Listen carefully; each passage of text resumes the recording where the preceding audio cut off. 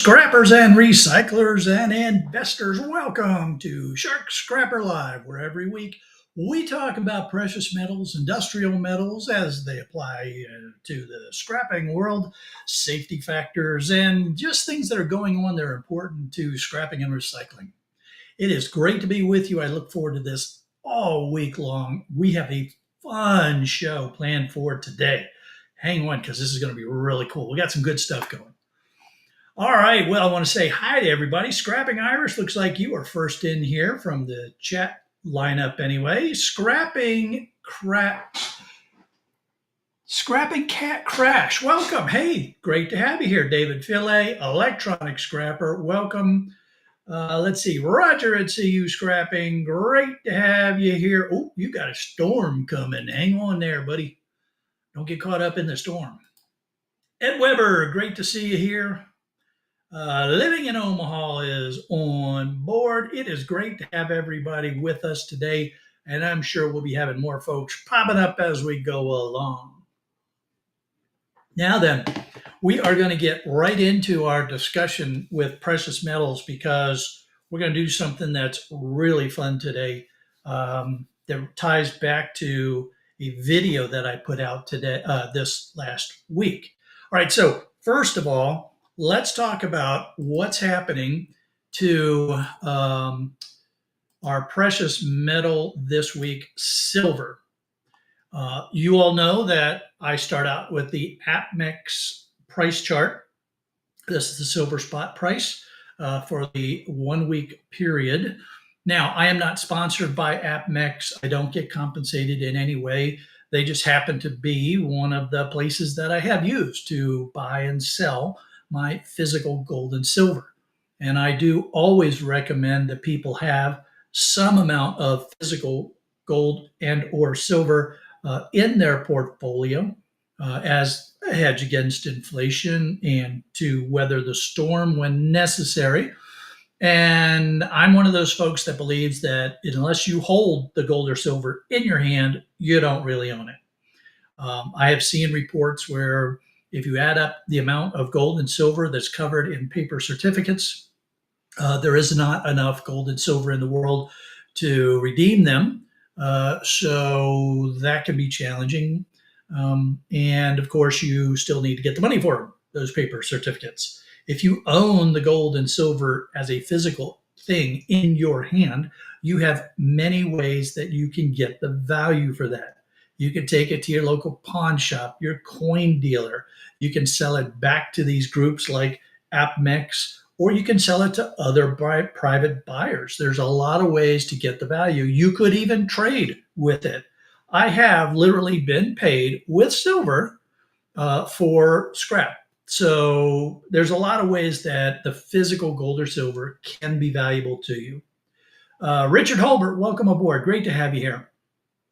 All right, so we're at 34.38 an ounce here, and we see that we had for the week, we had kind of flat, then it jumped up, then we were kind of flat, then we jumped up. And we had a bit of a plateau here with a little bit of a fall off. If we look at the month, we can see, it smooths things out quite a bit. And we can see that we've got just a real nice climb for the month, 10.16%, which is very nice. And if we look at the year, so this is going back 365 days, we see that we are up 46.86%. We've had a few peaks here and there. That's the way these things work. It climbs, it drops, it climbs, it drops. But what we really like is the way that this has been climbing overall. Now, why is that important for us? Let's face it, there isn't a whole lot of silver scrap per se, although there are things that have silver in them. But because silver is another safe haven investment like gold, when we see silver climbing, we know gold is probably climbing. And that means that our scrap computer and e-waste stuff is going to be climbing as well. And there are things that have silver in them, and so there are buyers of scrap silver out there. Now, the issue of why it's happening, well, let's pop over here to our trading economics chart. We'll take a look at their summary statement real quick. Silver prices rose above 34 an ounce, and gains of over escalating global trade tensions fueling demand of safe haven assets. That's the bottom line here for gold or silver. It is that the turmoil that the current US administration is causing in the global economic structure is driving investors to safe haven assets. There's just no other way to look at it. Yes, there are things like the Russia-Ukraine war. There are things like the Houthis going on and Gaza that have instability, but they have not had nearly as dramatic an impact on the uncertainty that is driving the push to safe havens as what's going on in the trade arena. We go down here, we look at the line chart, and here we are at 3409. We had been up at 34.76. So, we've got a little bit of room to go here to get back up to the previous high for a 1 year period in silver. If we look at the forecast for silver, and I will call your attention to this part of the chart, you can see that we're looking at getting close to $38 an ounce. Up in their statement, they say they're looking forward to trading at 37.66 at some point in the next 12 months. So, that's a sign for us that silver should continue to go up. So you really want to think about if you have any silver assets, if you don't need to cash them in, then maybe the thing to do is to hang on to them and look for these prices to get. It's entirely within the realm of possibility that we could get up into the 40s again. I would not be at all surprised to see that happen. But if you need the cash flow, you've got some good prices right now, depending upon when you bought your silver. If you are looking to try to take advantage of this future price, let's see. We're talking about a potential of what is 34. Let's say it goes to 38. We're looking at an increase of $4 an ounce right now. So could you make some money? Well, let's go back here to the AppMex site. Let's go over to silver, and let's see if somebody was to buy some silver 1 ounce rounds, and let's just see what would be I'm looking for just some 1 ounce, some sort of, I don't want anything, fancy here. So let's see, sort by, can I, no, brand, here we go, sort by brand. Let's go to, I like, which of these do I like here? Let's just look at AppMex brand.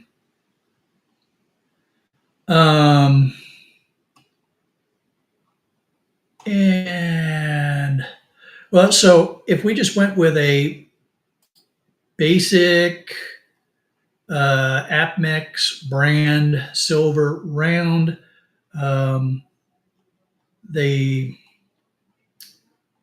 you're looking at 39.37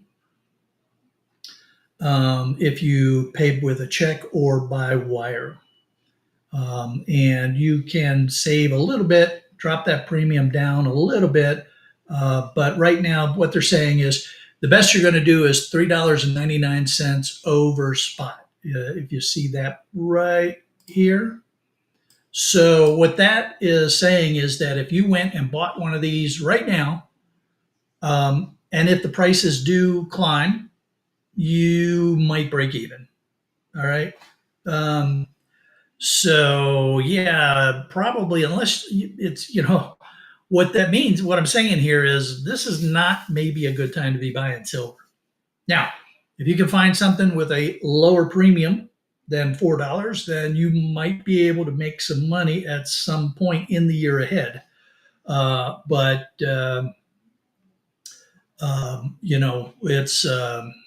It's going to be a little bit tricky.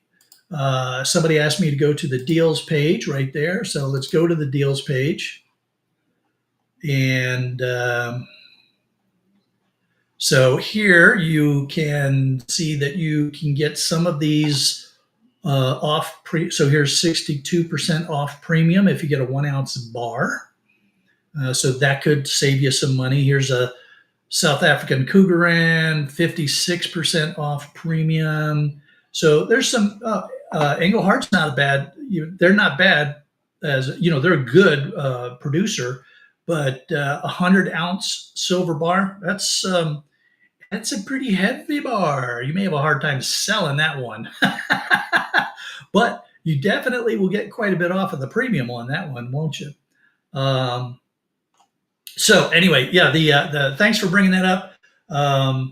That was Mike's Meltdown suggested that we look at the deals page. So, that's a good way to save some money as well if you go to the deals page. All right. So here's the interesting thing that I want to mess around with a little bit while we're talking about silver. You will recall that this week, Friday actually, I put up a video where I talked about how to get the silver mylars out of the keyboards. Now I did that because we've seen the price of silver rising, and it seemed to me like it would be fun to talk about an easy place to find silver. So mylars are a very easy place to find silver. A lot of relays have a little silver tab on the connector. So there's silver there. But I want to talk about the mylars because there's a video that I can reference where we can look at some actual numbers and determine, is it cost effective to get the silver off of the mylars? So I am referencing a video that was done by 999 Doosan. So if you haven't seen that video, please go back, go take a look at it later on today, tomorrow, because it's a really interesting video about recovering silver from the mylars. It was interesting for me because what he did was provide numbers. Frequently, what you'll see people do is they'll say things like, well, so then we covered it with, a little bit of nitric acid and poured in some distilled water, or we covered it with a nitric acid distilled water solution. 999 Doosan, he gave us numbers, and that allowed me to go in and do a little bit of analysis. So I asked Geek Shark to run some numbers, and here's what we came up with.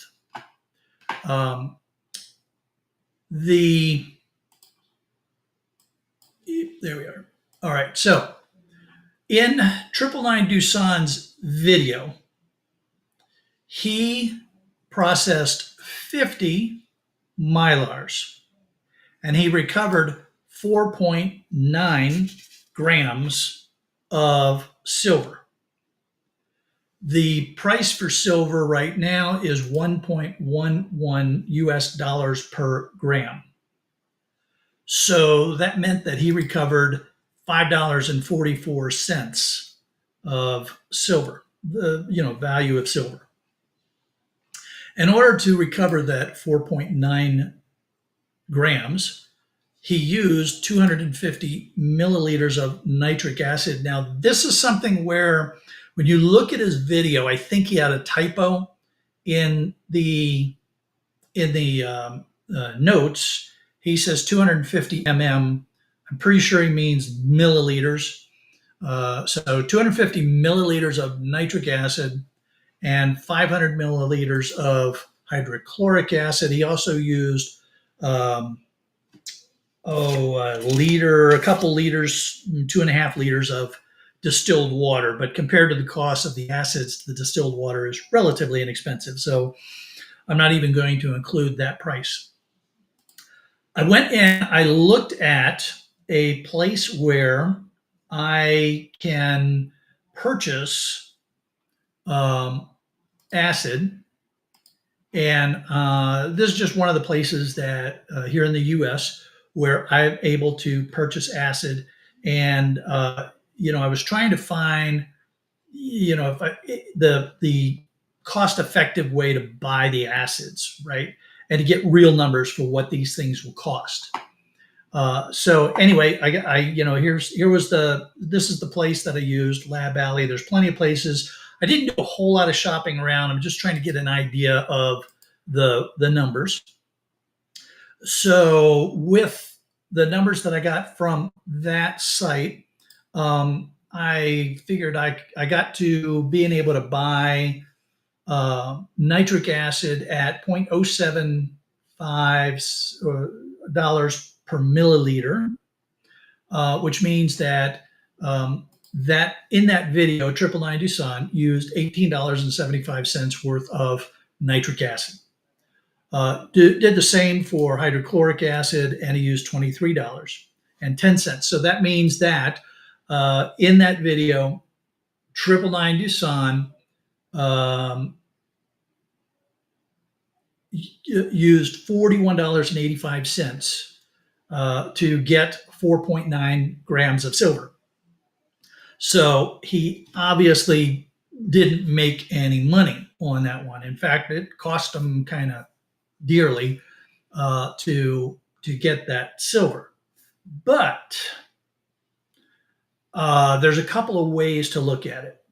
One way to look at it is, well, okay, so what would the price of silver have to be in order to break even, using those prices? So that's pretty easy. You can see that all I did was I took $41.85. We divided it by the 4.9 grams that were recovered, and we get $8.54 US dollars per gram. So basically, the price of silver needs to, be 8 times what it is right now. That's not going to happen. Let's be reasonable. It's just not going to happen. But here's the thing that 999 Doosan did not discuss in the video, or if he did, I may have missed it. Was all of the nitric and hydrochloric acid fully consumed in the process, or could he have done more mylars using the same amount of material? So if you look at the recovery rate, he was getting 0.098 grams of silver per mylar. That makes each mylar worth about 11 cents. So in order to break even, he would need to process 384.7, let's say 385 mylars in order to get $41.85 worth of silver. So if you've done recovery out there, do you think that you would be able to process that many mylars with the same amount of nitric acid and hydrochloric acid? It's an interesting exercise. What it tells us is that you need to really be careful because you could very easily lose money. But if you are careful and you have ways to purchase the materials, you shop it around and you can find lower prices and those kind of things, you might be able to break even, maybe even make a little bit, but you'd have to be extremely careful um, with, with what you're doing. So I just thought that was going to be really fun exercise and thing to look at with the silver. So let's see, what have you all had to say about this? Because I know that some of you do the refining and stuff. So let's see what kind of comments have come up while we've been talking through this. E-Waste Mike joined us. Great to have you here, Mike. Yeah, I don't know, Ed. Sometimes the geek shark can get carried away. Oh man.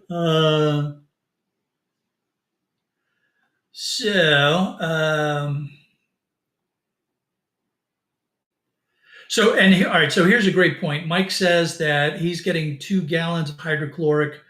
Hey, Mike, do you drop a comment? Do you know what the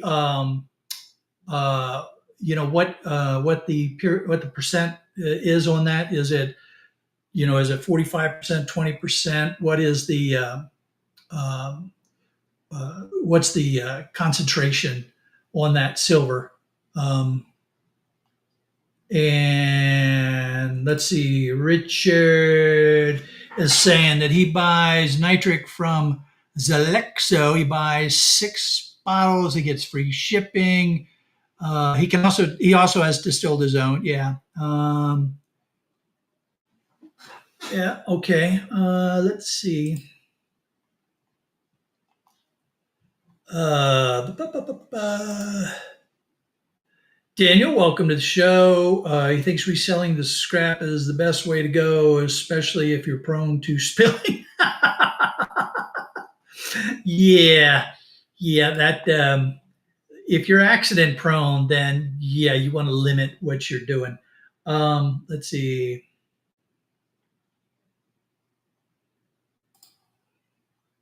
Let's see, 40 to 50%. Let's see. Simon is saying that 40 to 50% is a fair price for this kind of material. Okay, all right.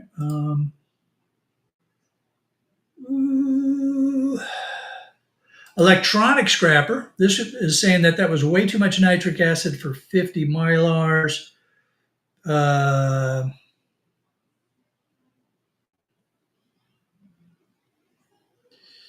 and that 999 is probably paying about the same that we do for hydrochloric. Yeah, that's very real because being over there in Europe, his prices are going to be very different than what we're paying here.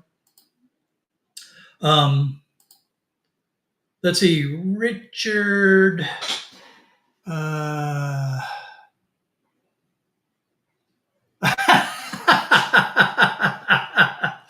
Yeah, being married does mean you tend to lose a lot of money, doesn't it?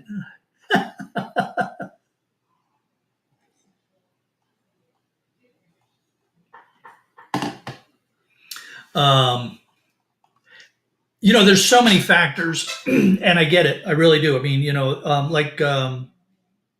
like Mike was saying, he can get nitric acid pretty inexpensively at Lowe's. He hasn't dropped a comment yet about the concentration of the acid, and 999 Doosan did not say what the concentration was of the nitric acid that he was using. So it's I don't know, what that might mean in the cost for the nitric acid. If you can use a more dilute solution, you won't have to use as much nitric acid. Or if you are using a more concentrated solution, can you run a bunch more mylars through that solution and still make up your money? So there's a lot of that that'll play into it. And because I haven't done this myself, I'm kind of going on things, what I saw while I was researching this week. And so, it's a little bit hard to pull out a lot of good numbers to get really precise. But um, it's a, it's a, it just, my point here, the thing that I wanted to demonstrate was you got to be really careful because you could easily spend more in the cost of acids than you're going to get back in the price of silver, unless silver really goes up or you're really careful with what you pay for your acids. Let's see. Simon is saying price for acids in Ukraine, bundle of hydrochloric 14.8. About $10 for 3 liters. Well, that would significantly reduce the cost. Absolutely. That would make a huge difference.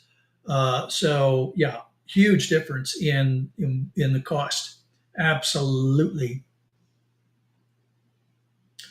Electronic Scrapper is helping out here. He's like, it takes roughly 1.2 milliliters of nitric acid to dissolve 1 gram of silver. That's awesome. That's the kind of information that really helps. And if my brain was functioning really well, I'd go back and redo the numbers real fast.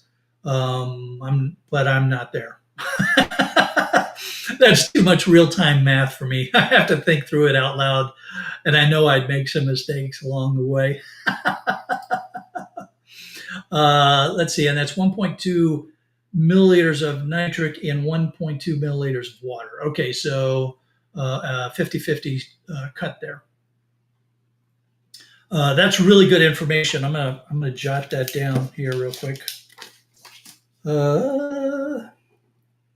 Electronic Scrapper said 1.2 milliliters nitric to dissolve 1 gram silver with 1.2 mil water. Got it. Okay. So it's it's one of those things where we you just, the numbers have to make sense. So please don't think that you're just going to go out and make a lot of money with the silver. Let's see. Richard says he doesn't worry about silver so much. He's recovering from IC chips, and so and he gets, yeah. So I mean, certainly gold is an entirely different story because when you're talking recovering gold, there's a lot more value there. The process is a little more involved, but it's it is a lot more value involved in it. So, Mr. Matthews joined us, Ian Matthews from across the pond. Great to have you here, Ian. Scrapping on the flies in the house, urban prospectors in the house. Great to have everybody on board. It is super to see you all here. And Urban Prospector is saying that he's been told that to remove silver from the mylars, you can use regular household bleach. I don't know. I haven't seen anybody do it that way. So I cannot speak definitively on that.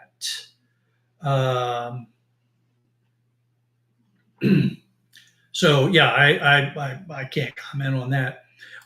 Daniel brings up a really good point here, saying if the EPA gets wind of what you're up to, you'll get a $10,000 in the hole or end up in prison. So I'm assuming that what you mean by what we're up to is recovering the materials.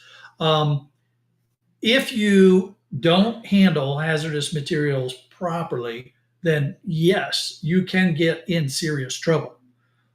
Whenever you're using acids, you have to ensure that you dispose of the spent acids within accordance with proper respect to environmental standards. Now, I know a lot of people say that, well, they just throw some base in there to neutralize it. The problem is that there's still going to be metals, in particular things like lead, that could contaminate those solutions depending upon what you've been refining. Yes, you could take the time to drop out a lot of those materials, a lot of that extra metal that should not go into the environment.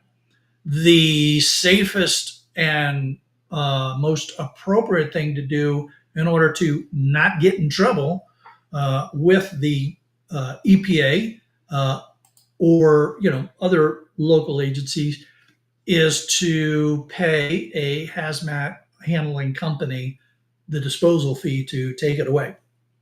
That adds an additional cost to what you're doing.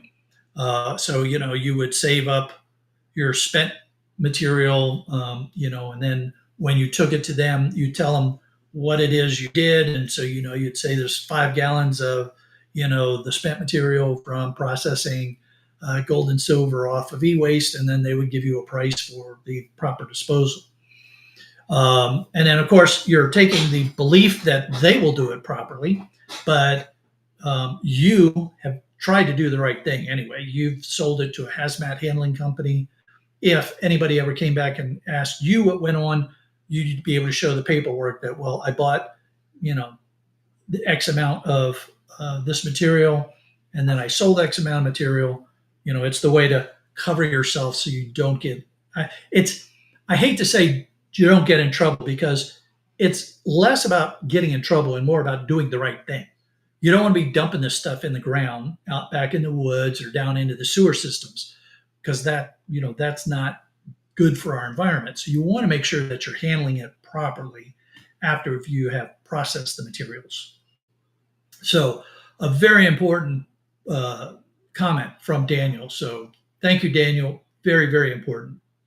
And everybody needs to pay attention to that when you're in this business and when you start processing material yourself.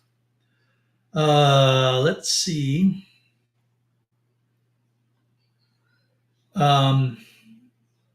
And Daniel added that Atlas Materials bail was set at $1 million.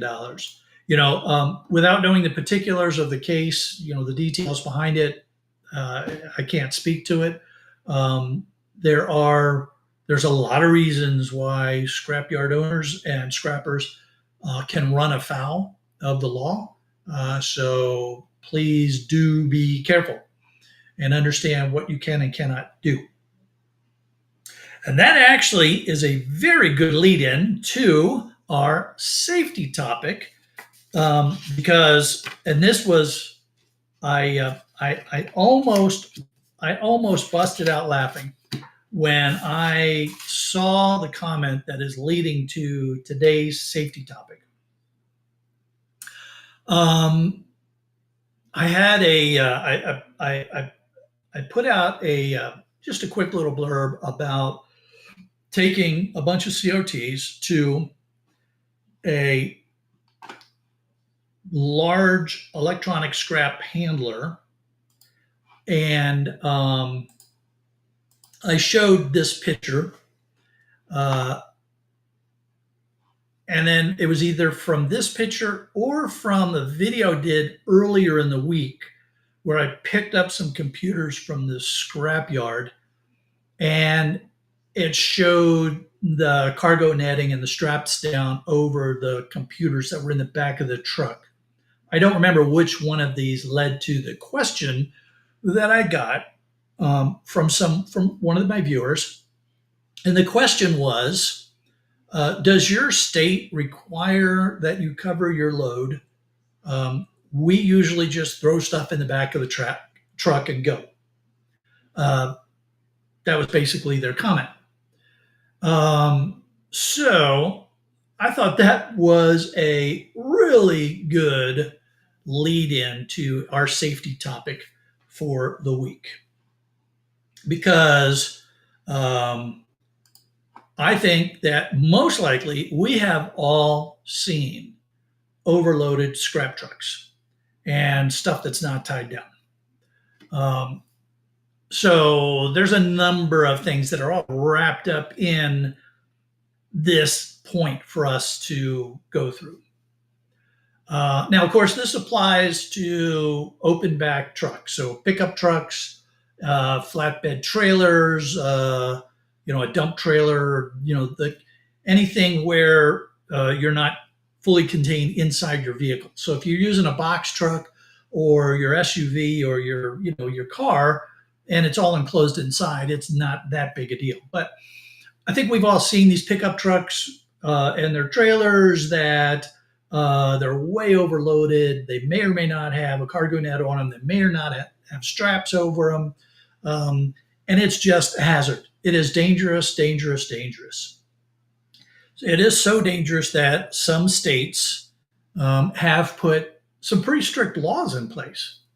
When I was still down in Florida, they actually implemented the law that required that you use straps, not just rope or line, but that you had to have netting and straps, depending upon what the load, what the cargo was. And so basically, overnight last year, when the law went in effect, you started to see everybody putting tarps and canvas over their loads and they were being strapped down because that law went into effect. Now, I don't know how many states have a law that says you have to tie down your load, much less that you have to use cargo straps instead of line, or that what the requirements are for using cargo net or mesh or canvas. There's a certain common sense factor. If what you're hauling is small enough that it could come through the straps of a cargo net, then you should be using finer mesh to keep it from coming out, right? And it just, it's just, to me, it's sort of a common sense thing. If you have stuff in the back of a pickup truck or an open trailer, it could fall out if it's not secure. You get going fast enough, the wind could pick it up and blow it out, unless it's, of course, very heavy. And so there's a certain common sense factor of, do I need to cover this? Could it blow out of the back of the truck? If I do have to cover it, then what do I put over it to make sure it doesn't come out of the truck? So it's a consideration for other drivers on the road. The last thing that I ever want to do is hurt someone or damage someone's property because something fell out of my truck. And it's not just the liability concerns. I've got insurance, but it's because I don't want to hurt someone. It's just a personal thing. Why would I want to hurt someone or damage someone else's property because I wasn't doing the right thing? So for me, it is a combination of doing the right thing and a safety factor involved. Now, there's some other considerations here when it comes to securing your load, right? You don't want to overload your vehicle in the first place. You want to make sure that you've secured that load properly. And when you do have a big load, you want to make sure that you slow down a little bit, okay? It is, you've got a lot of extra mass in your vehicle. That means that you're going to slow down slower. When you get ready to turn, if you're going really fast, your center of gravity is higher and you could tip or your trailer could tip. So when you have a big load in the back of your vehicle, you need to really think about your speed, and as you go into turns, being careful with your turns. Not all turns are graded such that you won't tip. In fact, usually it's only ramps on and off of highways where they've gone to the trouble to grade the turn so that you resist tipping. Frequently, here in the United States anyway, you will see signs that warn truckers that it's a tip hazard in the turn coming up. So you definitely want to be really careful with this kind of stuff. And try not to overload your vehicle, but make sure you strap things down, make sure you secure that load so that you're just being safe and considerate of all the other people that are out there. You all have seen many pictures and videos of mine where I use this cargo net here we go, wait a minute, where I'm using this cargo net here um, to cover the load. And then depending upon how tall the load is, I may also use some cargo straps that cinch down the sides so that, I've got material coming down the sides, the front and the back, and, the other side, just to keep things from tipping out. Now, in this case, all these CRTs were wrapped on a pallet, as was required by the company that I had to pay to take these. This was a really secure load. This wasn't going anywhere. I wasn't at all worried about going highway speeds with this load in the back of the Sharkmobile. By the way, this did cost me, I was able to negotiate 35 cents a pound to sell these CRTs. So I had to pay them 35 cents a pound. So basically, it was about $108 right there that I paid them. Now, fortunately, these came from a client who's paying me to deal with these. So I will recover the money with the client. But, it's CRTs usually are going to cost you money these days. And yes, I did remove the copper yokes and the boards, the low grade boards that were in these, and they didn't have any problem with that. All righty, so that is our safety discussion for the day. Let's see, what kind of comments did we have come up on? Let's see here. Oh, Everyday Solars, welcome to the show. Let's see, I did a short on a scrap truck getting seized. They enforced overloading here, but I didn't think it had to be strapped on B roads, but I could be wrong. Okay, so for those of you that don't know, Everyday Solars is in the United Kingdom. So she is, I don't know what a B road is. I'm thinking maybe she's referring to back roads or, country roads, something that's not a major highway. With that, she might clarify it for us. And it looks like that their police seized a truck because it was overloaded. I don't know. I've never heard of a truck being seized because it was overloaded. I certainly have seen and heard of scrappers who got tickets because they had not secured their load or because the load spilled and they created a hazard on the highway. I have seen that happen. Let's see. Mike is bringing up another very good point here. SUVs have windows, and if your load shifts, those windows can break. Absolutely, Mike. That is such a good point. Um, I have seen people that broke windows when they were loading their SUVs because of the way they were shoving things in, or they didn't know that something was sticking out a little bit too far. And when they went to close the window or the back gate, it smashed the window. So you want to be careful of that too, with your SUV. Let's see.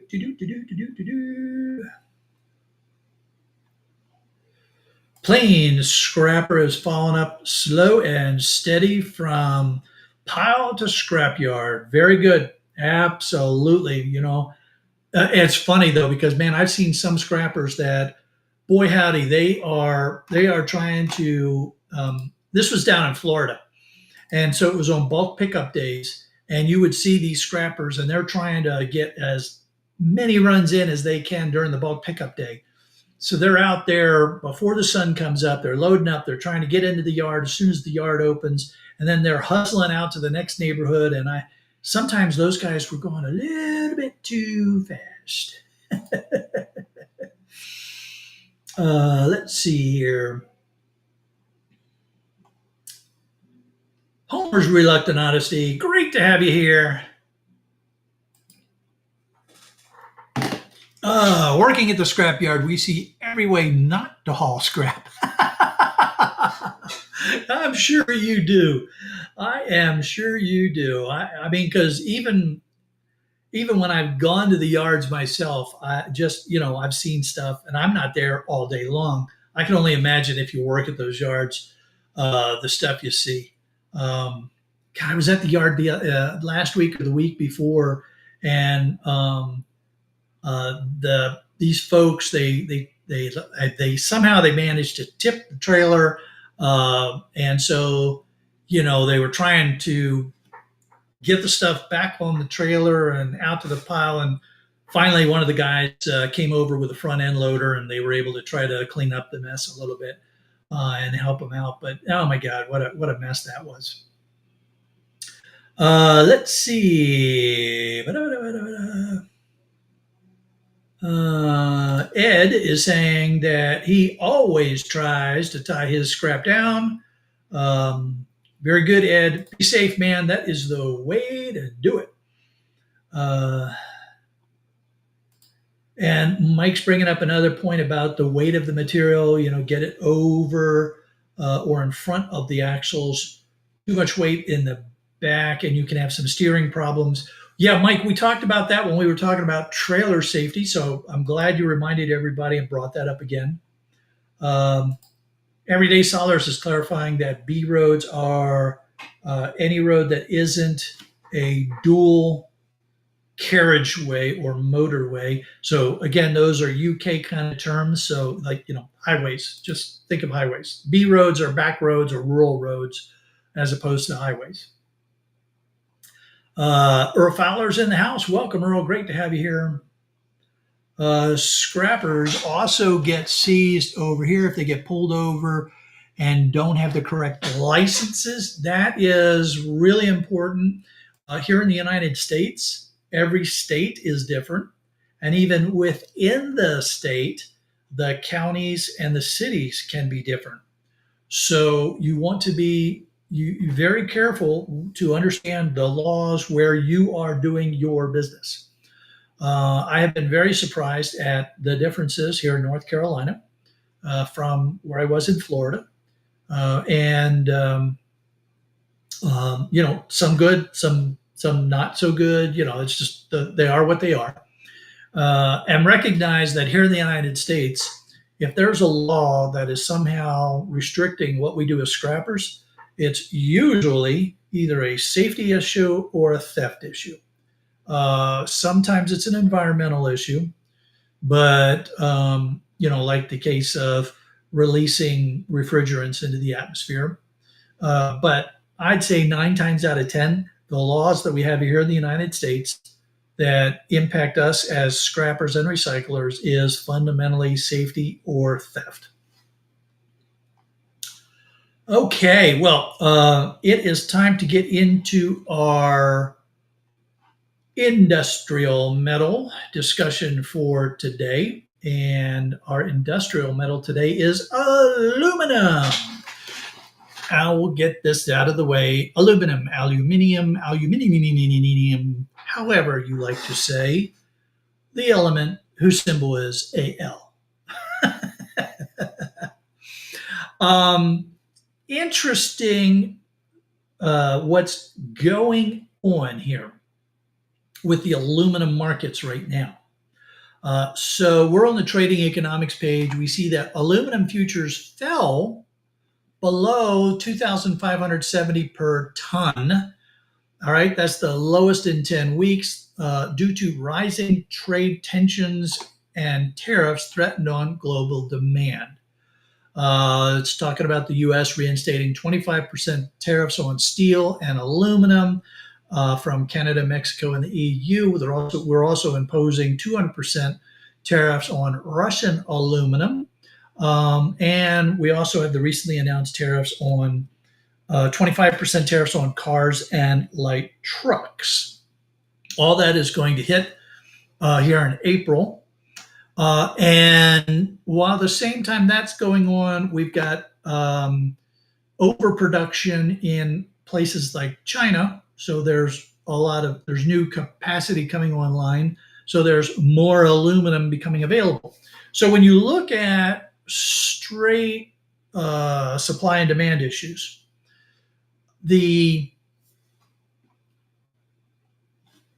one of the potential impacts in the near term from the tariff wars that are going to take place here is that it's going to lower the demand signal because people aren't going to buy as many cars. Construction is going to slow down.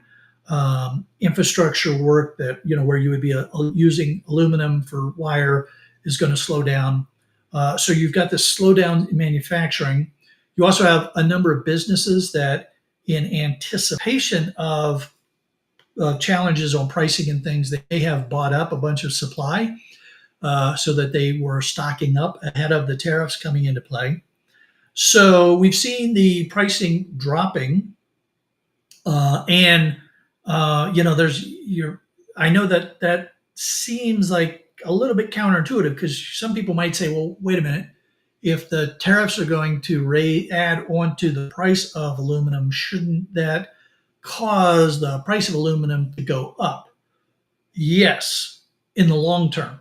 Right now, the prices are all going down because there's a negative impact on manufacturing. So the demand signal is going down. As things settle out a little bit and businesses figure out what the demand signal is going to be while we're in a tariff regime, then they can start bringing back up production to meet demand. That's when they might start consuming more of the aluminum, and that could cause prices to start to come back up later on. And in fact, when we look at the forecast for aluminum, we see exactly that. So when you look right over here at this part of the chart, you see the gray line is saying that aluminum prices will come back up. Not to record levels, so back up to places that we've seen it before. So their aluminum is expected to trade at 2,594 by the end of the quarter, and 2,729, call it 2,730 in the next 12 months. So we can expect to see aluminum at this range here sometime over the course of the next year. So what does that tell us in our world of scrap markets and scrapping? It's like, well,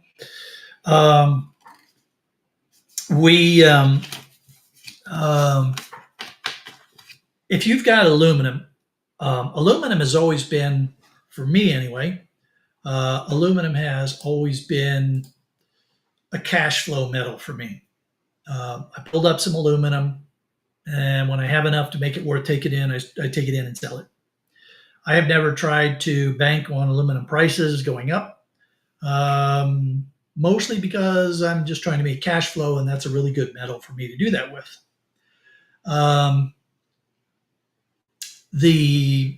With the potential for the turnaround and prices coming back up, you might want to hold on to some aluminum if you can, and see if you can get that price when it comes up here over the course of the next year. Because right now your yards are probably going to be dropping prices. Again, it all depends on where the yard is located, what kind of contracts they're under. There's a lot that plays into what individual yards do.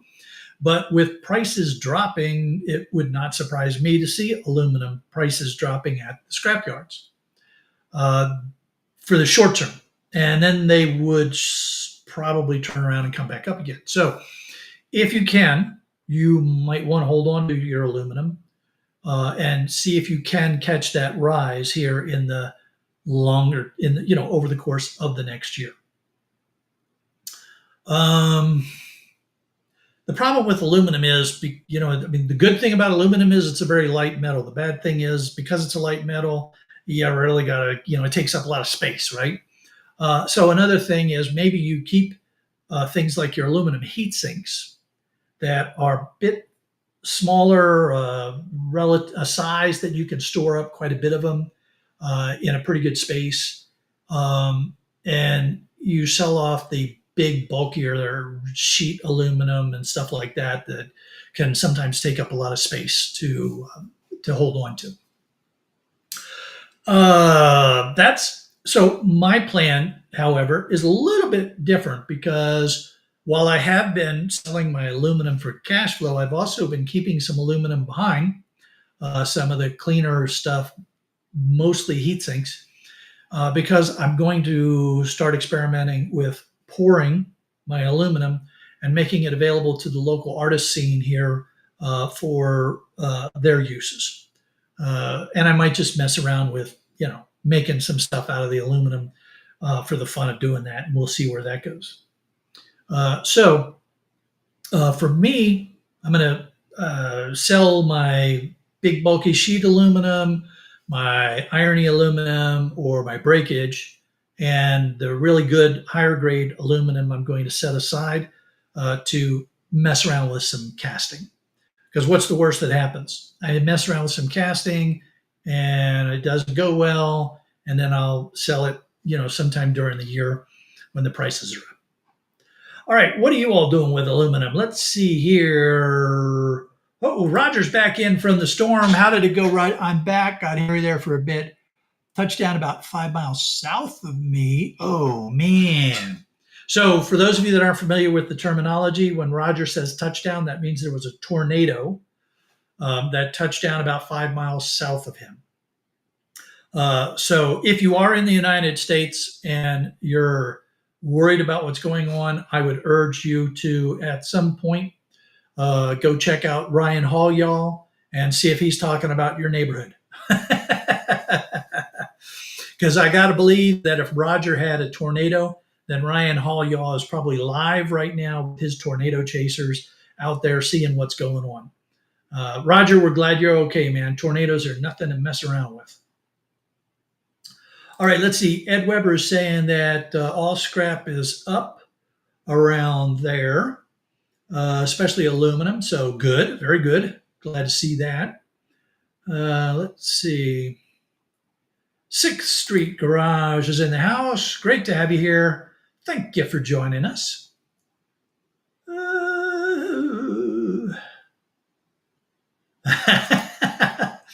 I believe that Ian was having a little fun with what I was talking about with aluminum taking up space.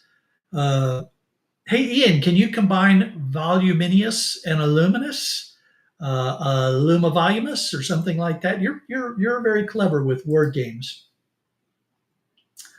La, la, la, la, la, la. Daniel, I have a forge that I acquired in preparation for it. So I'm going to be experimenting and getting familiar with my forge. And I'm not one of these folks that will just, the first time I do something, make a video. Well, let me rephrase that. When it comes to scrapping, I love to record scrapping new things that I've just found. But that's because I've scrapped so many things that I can usually figure out, my way through a scrap. And it's probably not going to be dangerous. But with melting and aluminum and copper and things like that, it's my nature to practice and to learn and to go a little bit at a time and get familiar with things. So you're probably not going to see videos from me as I'm learning how to use the forge and learning how to melt things. I'm going to screw up a lot, behind the scenes. And then when I get more familiar with things and I can do things in more safely and smoothly and stuff, then you'll probably start to see me doing some videos.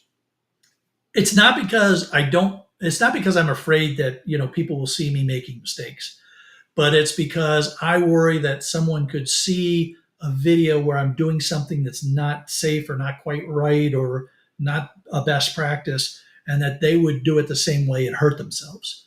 So I'm going to be practicing this a bit before I start making videos of it. Let's see here.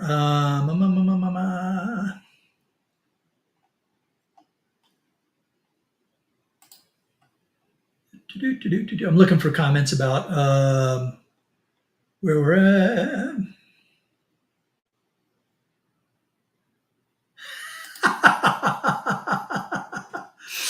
Oh, sorry. What you're going to have to do is watch the replay. You'll be able to catch it on the replay, man. No problem. Oh, that's funny. Oh man. Uh,